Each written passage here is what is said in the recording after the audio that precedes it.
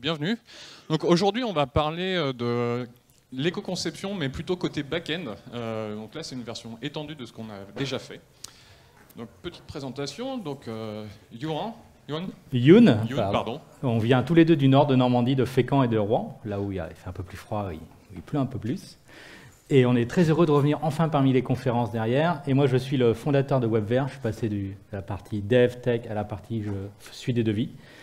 Et on a travaillé depuis quelques mois avec Jérémy sur une présentation qu'on va vous faire. Et donc, moi, Jérémy Drouet, donc je suis software engineer chez Datadog. Donc, ouais, pareil, on a bossé sur ça avec Jonathan Germont qui nous a aidé sur une grosse partie du code en PHP, Java et un peu plus. Voilà. Donc, on va commencer sur pourquoi est-ce qu'on devrait se soucier de ça et construire des produits éco-responsables. Donc déjà, il faut voir notre carbon footprint, donc notre empreinte au niveau mondial. Donc au niveau mondial, c'est 67 millions de serveurs hébergés, qui hébergent des trucs sur Internet. Tout ça pour servir 4,1 milliards d'utilisateurs.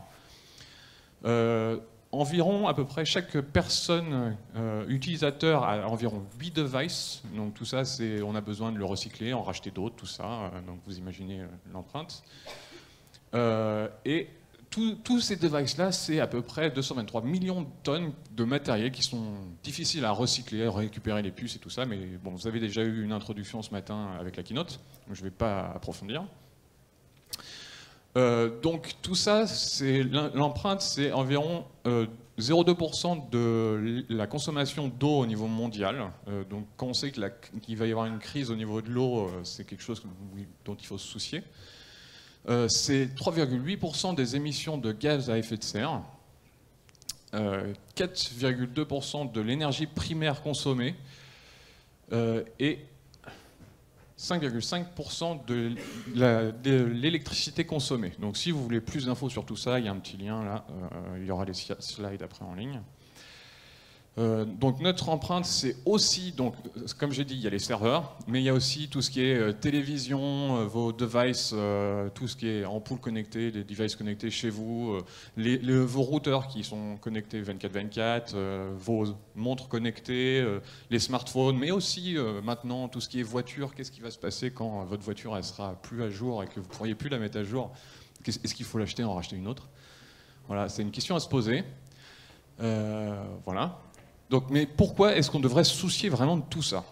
Alors, donc ça c'est l'empreinte carbone des Français depuis ma naissance, donc 1990. Et aujourd'hui on est à peu près à 5 tonnes, parce que là le pic qui descend à 4 tonnes c'était pendant le Covid. Et si on se prévoit un peu sur l'objectif de la COP de Paris, la conférence de Paris, on devrait être ici pour atteindre les objectifs de l'accord de Paris. Sachant que pendant l'année du Covid, on a baissé, donc c'est les 2 derniers points, et donc on se déplaçait plus, il y avait plus d'avions, on faisait moins d'achats et tout ça. Donc vous imaginez qu'est-ce qu'il faut faire en plus pour arriver à atteindre là. Voilà, donc je vous laisse imaginer. Donc ça c'est une projection pour 2100 de comment ça va se passer, l'augmentation de la température. Donc 1,5 degré, vous voyez déjà que c'est en dessous de la courbe, ça veut dire que c'est déjà mort, vous oubliez tout de suite, les 1,5 degrés c'est plié. 1,8 c'est si on fait quelque chose vraiment tout de suite et vraiment drastique. Et si on suit les politiques mondiales, on est déjà à 2,5, 2,9. Bon, ça, c'est des résultats qui datent de 2021. Novembre 2021, ça doit déjà être bien pire que ça avec les nouveaux résultats. Voilà. Donc ça, c'est au niveau de Montpellier. Si on augmente à 3 degrés d'augmentation de température, donc en bleu, non, 1,5 degré d'augmentation de température, tout ce qui est en bleu, c'est sous l'eau. Tout ce qui est en rouge, c'est sous l'eau. Pour 3 degrés. Voilà. Donc je vous laisse regarder un peu. Maintenant, donc nous on vient de Normandie. Ça c'est la Normandie. Qu'est-ce qui se passe avec 3 degrés, 1,5 degrés? Donc Le Havre, c'est un port méthanier. On produit beaucoup de pétrole. Il y a des raffineries, donc toutes les raffineries sont sous l'eau. Tout ce qui est Rouen et Le Havre, il y a beaucoup d'habitants. On en fait quoi? On les met où? Bon, c'est une bonne question. Maintenant, autre point. Donc avec l'augmentation de la température, vous avez aussi des problèmes au niveau de comment l'homme peut s'adapter dans un tel environnement où il fait chaud et humide. Donc ce tableau-là, c'est donc en rouge foncé, c'est la corrélation entre l'humidité et la température quand l'homme meurt. Voilà. C'est en Fahrenheit, désolé, enfin il y a des degrés en dessous. Donc on voit qu'au-dessus de 32 degrés avec 100% d'humidité, on meurt. Si on baisse un peu plus, donc voilà, vous lisez un peu mieux le graphique, ça va devenir de plus en plus compliqué. Si on regarde au niveau mondial, donc ça c'est toutes les zones, donc avec 1,5% d'augmentation de température, tout ce qui est humidité et température, les zones en bleu foncé, c'est les zones où, où ça va être beaucoup plus humide et donc ça va être plus compliqué de vivre là-bas. Et comme on a vu un peu au départ, on est plus parti sur un scénario à 3 degrés, donc c'est entre les deux derniers où ça va se passer. Donc toutes les populations qu'il y a dans les zones bleu foncé, va falloir les héberger quelque part et en faire quelque chose. Voilà, et donc quand vous imaginez, avec les contraintes qu'on a actuellement de déplacement de population en Europe, vous imaginez ça avec beaucoup plus de monde à déplacer et à héberger quelque part en Europe, parce que les gens vont venir en Europe, parce que c'est là où il y a le moins de problèmes. Voilà. Avant d'aller dans le cœur de la présentation, on va faire un petit avant-propos. Hop, voilà. Donc c'est une étude qui est, on nous l'a dit, ambitieuse, casse-gueule. Et c'est juste le début d'une étude. Là, on n'aura que des résultats partiels, mais l'objectif, c'est comme de donner des premiers guides. C'est vraiment adressé à ceux qui conçoivent des applications côté back-end, que vous soyez développeur, architecte, tech lead, CTO, etc. Et le point, c'est qu'on va vous donner des pistes. Ce n'est pas des règles générales, c'est juste le résultat d'une étude. Donc, il ne faut pas prendre tous les montants, tous les rapports comme argent comptant. Par contre, c'est un guide qui va être intéressant parce que le logiciel, la conception logicielle est complexe par design, c'est-à-dire que c'est des éléments qui vont avec les autres. Et on a vu, rien que le fait de changer une base de données, ça change pas mal de choses. Et comme je dis, c'est vraiment vous amener vers de l'éco-conception. Comment vous donner des premiers choix, des premiers guides pour pouvoir mieux concevoir vos logiciels côté back-end. Utiliser moins de serveurs. Si vous avez suivi la keynote de ce matin, la fabrication est la part la plus importante, c'est les 2 tiers. Donc comment vous faites pour servir mieux vos utilisateurs sans acheter de nouveaux serveurs ou sans en louer plus sur les clouds. Je te laisse continuer.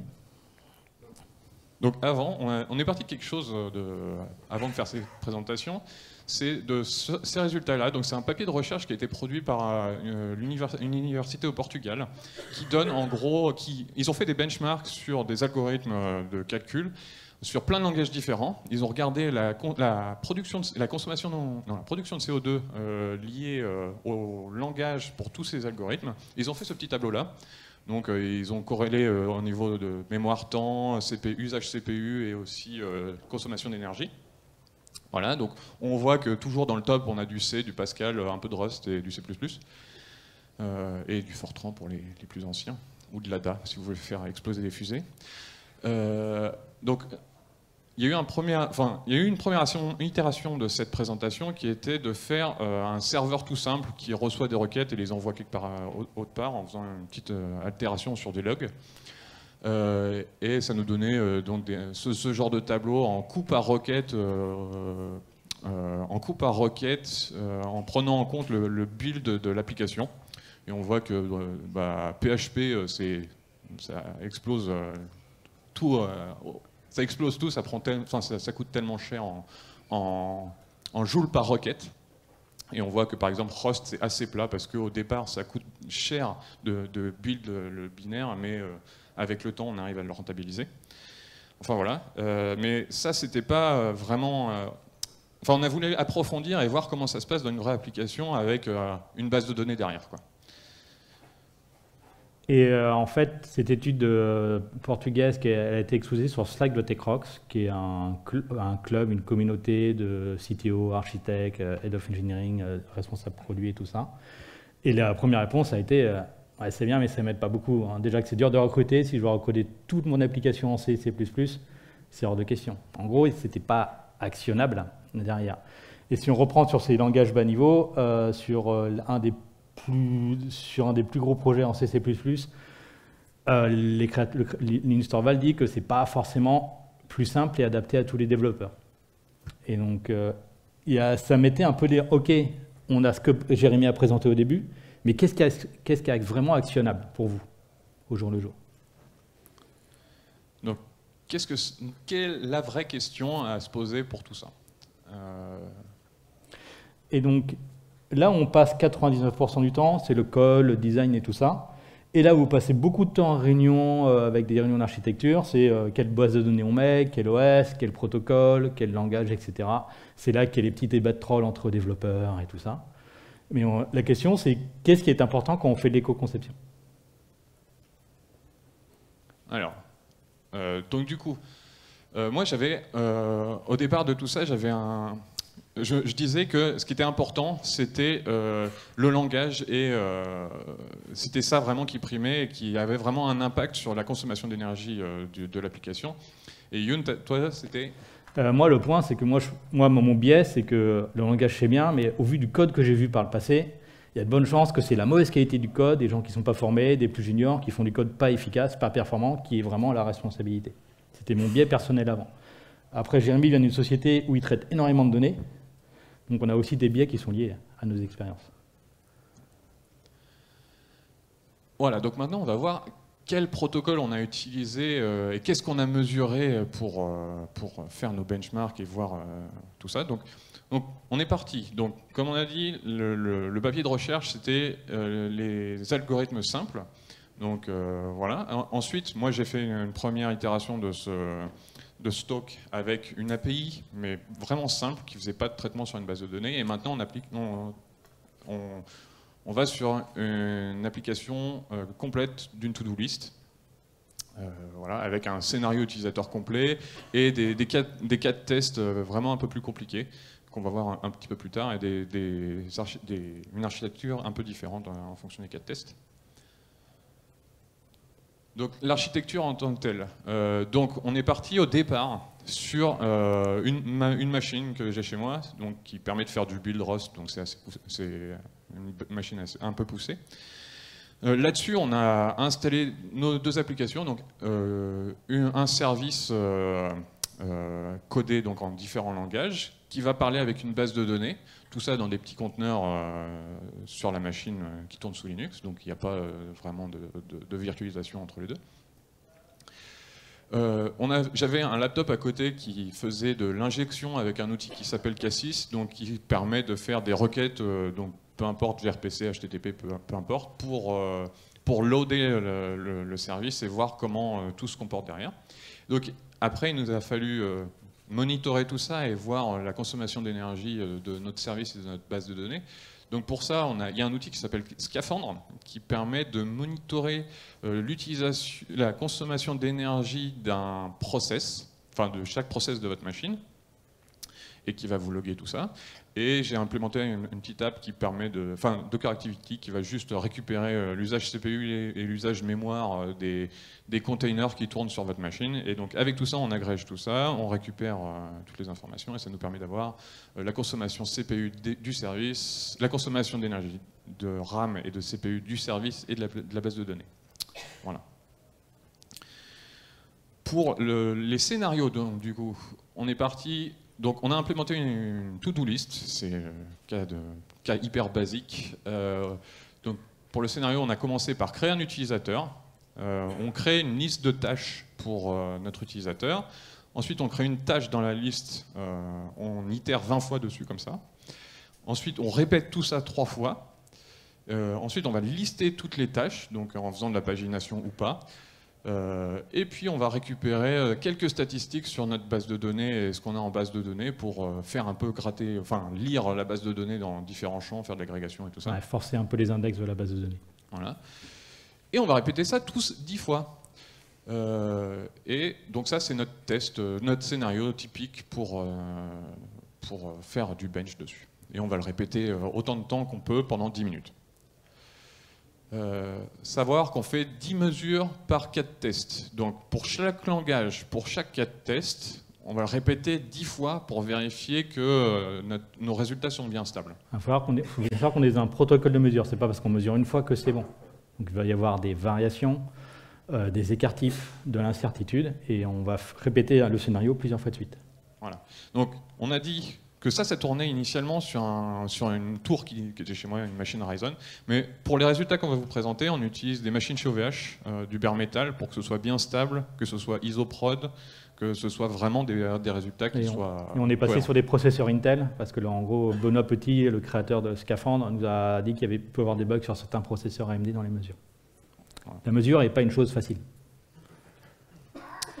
Et donc, on a eu différents cas d'usage. On a implémenté pour le moment 5 langages. L'objectif, c'est qu'il y ait des contributions. On a des contributions en Ruby et en Python à venir.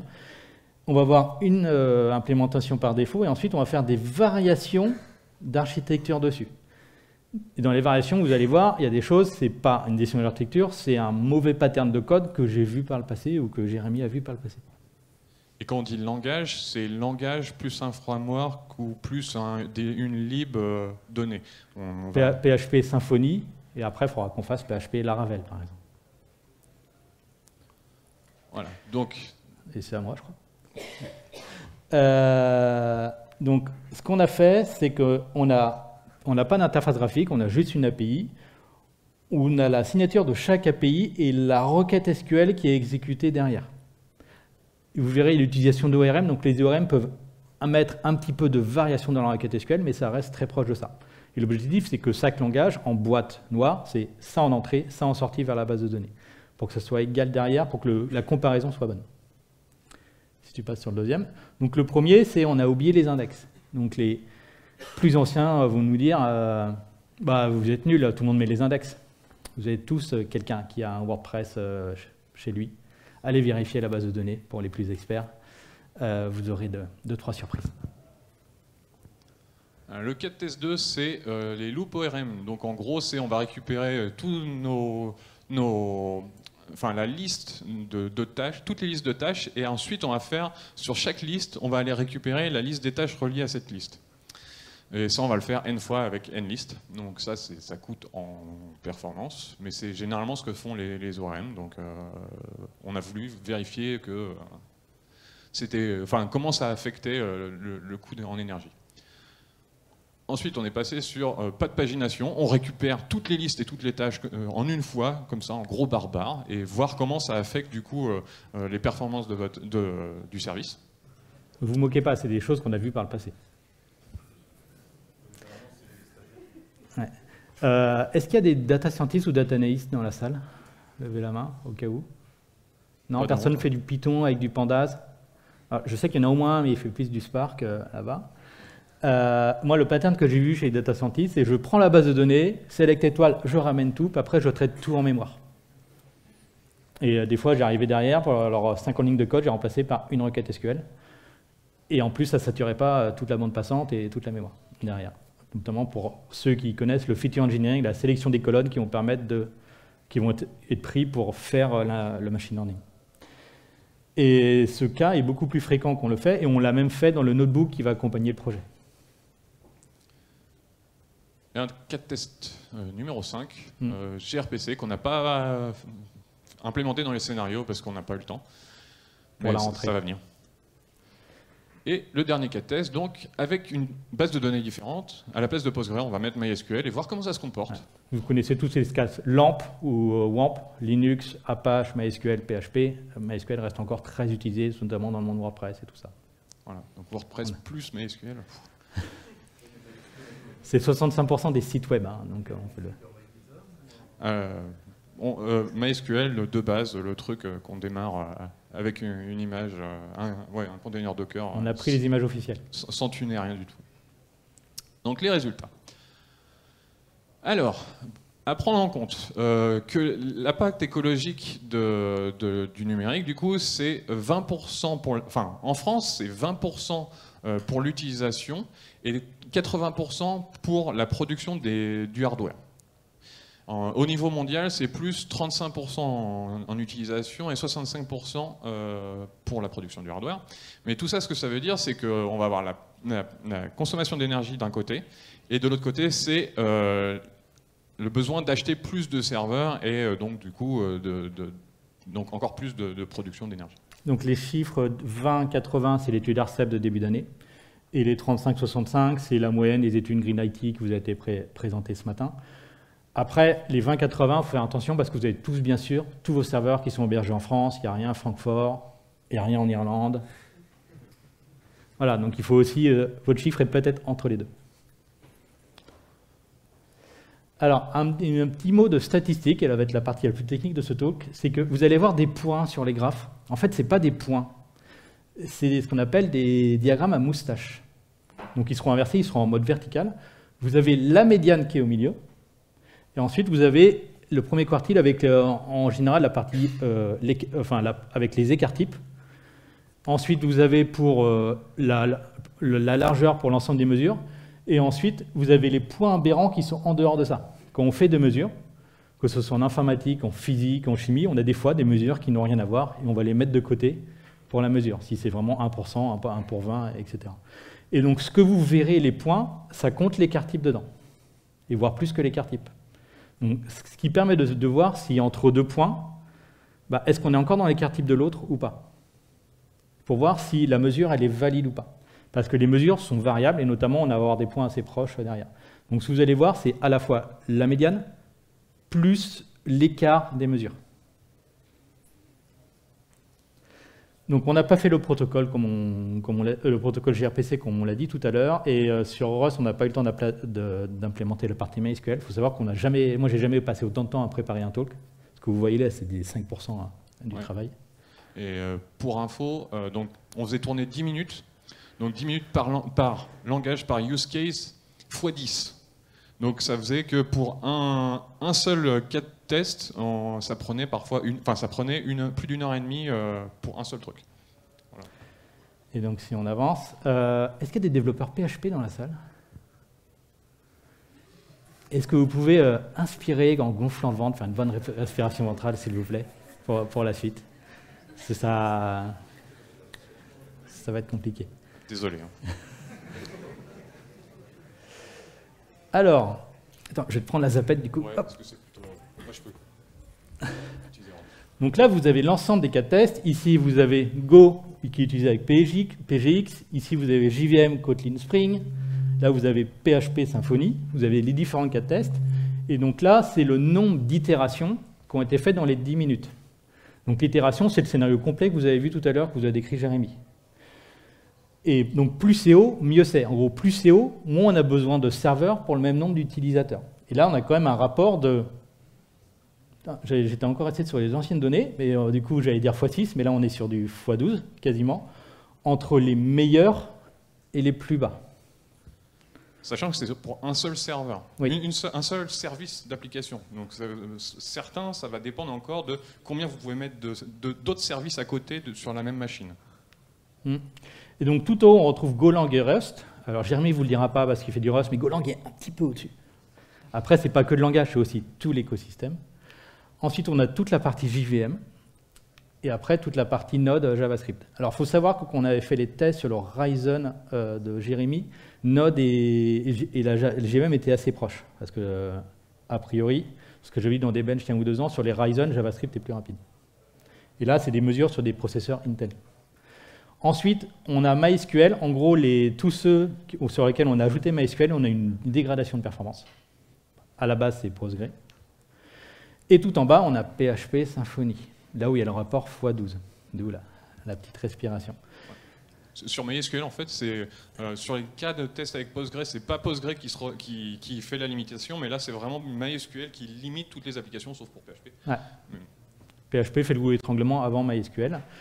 Et si vous revenez à la slide de tout à l'heure, moi, ça allait contre mes intuitions et contre ce que je pensais ce qu'allait être. La mesure a dit, en fait, le choix du langage, ou plutôt l'écosystème du langage, là-dessus paraît super important. Et je ne pensais pas que c'était autant, alors que si vous regardez ici, je le cherche, tu vois le Go agrégation ou pas? Ouais, le Go agrégation, il est là. Donc là, on a fait du très mauvais code en Go, et on se trouve à peu près au niveau de MySQL derrière. Donc même en faisant du très mauvais code, on n'arrive pas à être aussi lent que PHP pour la faire. Maintenant, à partir RAM et CPU avec Jérémy. Ouais, donc sur cette partie-là. Du coup, là, ce qu'on voit, c'est que niveau utilisation de RAM et CPU, vous avez donc la partie agrégation, c'est façon data scientist. Quand on utilise Java, vous avez 8 Go de RAM d'utiliser 8 Go de RAM d'utiliser pour faire tourner votre machin, alors que sur du Node ou du Go ou du PHP, même du PHP, ça reste quand même assez, enfin tout le reste, ça reste en dessous de 2 Go. Voilà.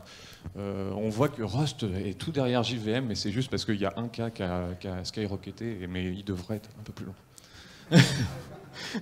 Donc là, c'est un diagramme où vous voyez pas mal de variations de la mesure, pour voir si les mesures s'écrasent l'un par-dessus l'autre. Oui. Vous voyez les premiers gars à moustache, alors qu'avant, c'était juste des points.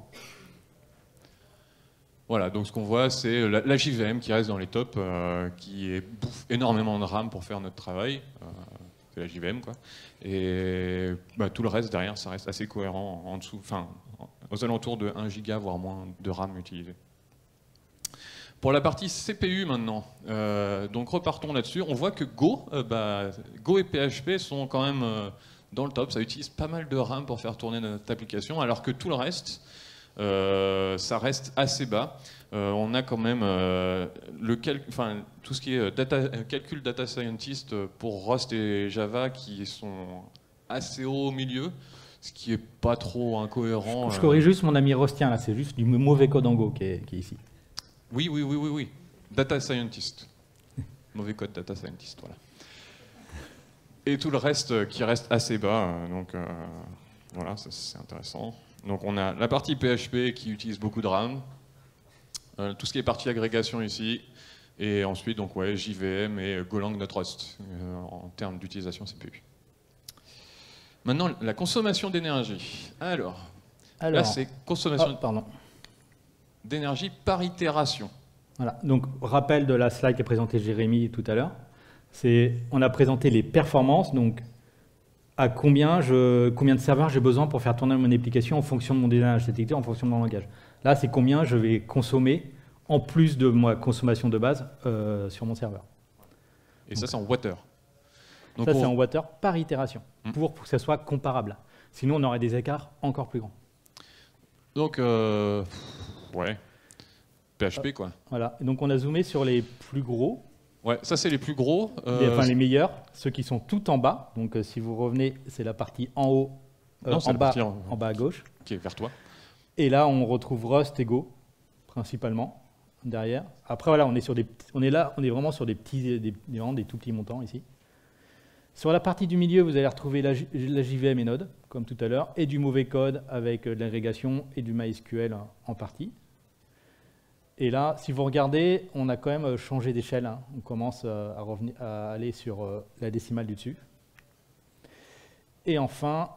ouais, donc là, c'est Node JVM, ensuite... vas-y, oui, ok, pardon. Voilà, du mauvais code et du MySQL. C'était les derniers à peu près pareil. Et enfin, la partie PHP qui est vraiment tout en haut. Et là, vous êtes à 0.16, 0.22, 0.24. Et vous êtes déjà... à quasiment moitié moins pour les plus bas, et là on est 10 fois moins à ce niveau-là, pour vous montrer les ordres de grandeur. Après on a travaillé sur les variations par langage et des variations par design. Donc ça, j'ai enlevé tous les scénarios de variation d'architecture pour, par défaut, voilà comment se font les langages. Donc la consommation du serveur, 20-35%, et le fait de louer plus de machines, d'en acheter plus de machines, la performance. Donc, étant donné ça, on a essayé de faire pareil sur les variations d'architecture et de design. Et on a commencé à consolider des choses pour voir qu'est-ce qui faisait de l'impact ou pas. Le truc où on est quasiment sûr, c'est que les ORM, maintenant, par rapport à 10-15 ans, ils sont bons. Et en fait, les ORM ont très peu de variations, à la fois sur la performance et à la fois sur la consommation. Parce que je ne l'ai pas encore dit, mais acheter moins de serveurs et plus performant, ça fait une facture plus faible sur votre cloud favori ou sur vos achats. Et la partie agrégation MySQL sont vraiment les gros impacts où, par rapport à notre cas initial, on va vraiment gonfler les impacts derrière. Par contre, c'est vraiment de la mesure temporaire parce que quand je regarde les écarts types, ils sont beaucoup trop hauts pour que ça soit utilisable. Donc c'est vraiment une donnée à prendre avec des pincettes dessus. Et on va manquer encore de données pour aller plus loin. Pourquoi? Parce que si je prends Go et Rust, à peu près la même chose, c'est que là, on a en gros la pagination et l'ORM qui sont vraiment très faibles. L'index qui a un impact modéré, et ensuite MySQL et l'agrégation qui sont assez hauts. Et vous voyez, on passe de 0 à 300. Si on va sur Node.js, on a à peu près la même courbe, sauf que l'échelle descend un peu plus. Et si on va sur Java, pareil, on descend un peu plus l'échelle. C'est toujours à peu près la même chose, c'est inverse entre l'agrégation et MySQL, mais l'échelle descend encore un peu plus. Et là, sur PHP, on sent que le goulot d'étranglement des références est plus bas, et là, on est vraiment à 50 alors qu'on était à 300 tout à l'heure. Et donc, cette différence d'échelle de variation fait que mesurer l'impact de design, pour le moment, on n'arrive pas à le faire, il faut qu'on travaille encore dessus. Mais on retrouve quand même à chaque fois MySQL qui a un impact, et l'agrégation qui a plus ou moins qu'un impact, sauf en PHP, où ça doit se faire bloquer avant. Ouais, ce que ça veut dire aussi, c'est que PHP, si vous codez mal en PHP, ça va avoir un moins gros impact sur les mauvaises performances que vous avez déjà par rapport à ce que vous codiez en Go. Non, mais elle leur donne pas l'autorisation. Donc voilà on va arriver au résumé pour qu'il y ait du temps pour les questions. Voilà, donc... Vas-y. Ouais, du coup, l'ORM versus no-ORM, ça a un très faible impact, donc moins de 10% sur la consommation d'énergie ou les ressources de votre service. C'est bon. Ok. L'index de la base de données, bon là, à prendre avec des pincettes, on n'avait pas énormément de données non plus, mais ça a un faible impact au global sur la consommation d'énergie. Attends. Il y aura du temps pour les questions après. Ouais, juste après. Vas-y. Sur une appli, juste en rajoutant un index sur une table j'ai eu un facteur d'accélération de 250%. Ouais, c'est en fonction de la quantité de données que tu as aussi. Là, on avait très peu de données, donc il faudrait qu'on ait vraiment beaucoup plus de données que ça. Et le gros impact, c'est le langage et son écosystème, le choix de votre base de données et avoir du code tout pourri. Voilà. Avant de vous poser des questions et qu'on conclue, c'est qu'il y a sûrement dans la salle, et en France et dans le monde, des gens qui vont mieux coder les parties qu'on a fait là.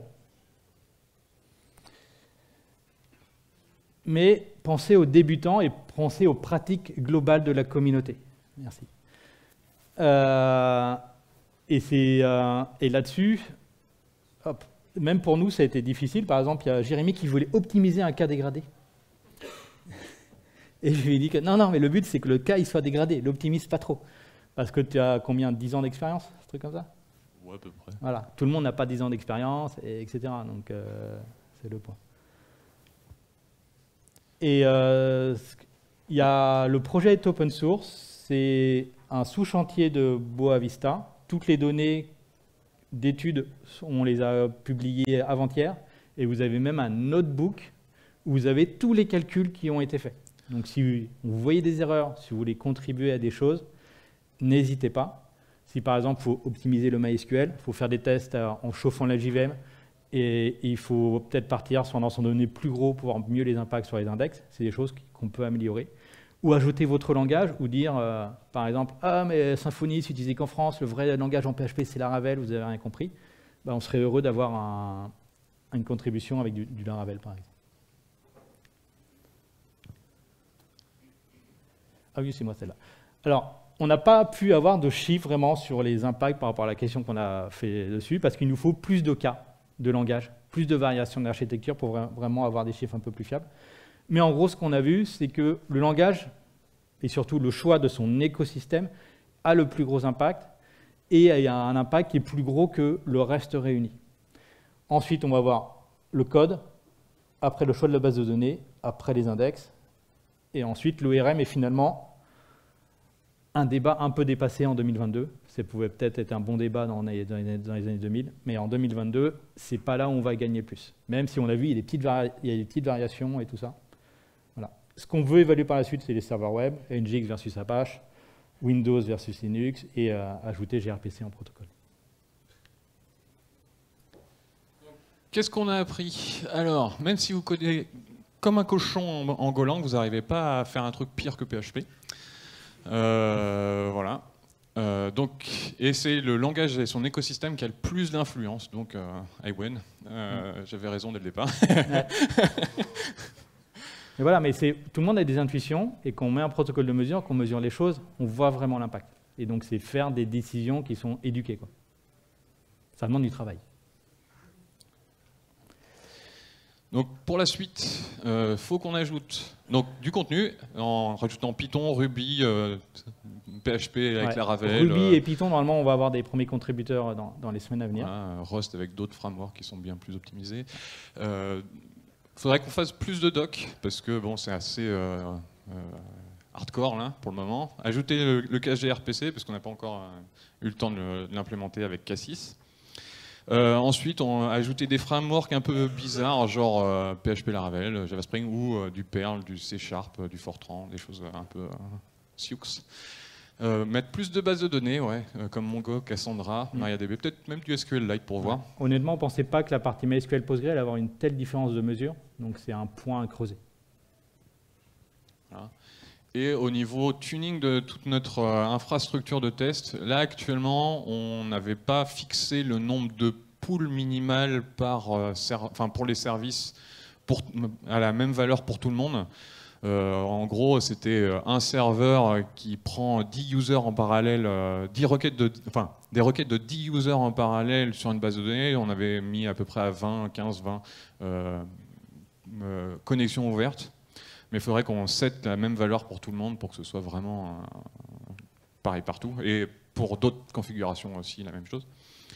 Et ajouter plus de scripts de test, par exemple vérifier qu'il y a bien eu le même nombre de requêtes par tous les serveurs pour le même nombre de visites utilisateurs. Par exemple, il y a certains ORM qui vont faire une requête pour voir si l'objet existe déjà ou pas avant. Ce n'est pas le cas dans tous les ORM, etc. Voilà. Donc il y a des trucs un peu plus fins comme ça à vérifier. Et puis aussi pour permettre aux nouveaux contributeurs de rentrer plus facilement dans la codebase et pouvoir proposer des choses. Ouais, vérifier que la contribution soit conforme. Voilà. Quelques ressources. Ouais, donc Scaphandre, vous pouvez y aller sur GitHub, c'est bien, il faut contribuer. C'est fait en Rust, c'est cool. Ensuite, il y a K6 qui est un outil fait par Grafana, donc qui permet de faire d'écrire en JS vos cas, des scénarios utilisateurs, et puis de les faire tourner en faisant chauffer votre serveur pour un temps donné, avoir du warm-up ou pas, faire tout un tas de choses comme ça.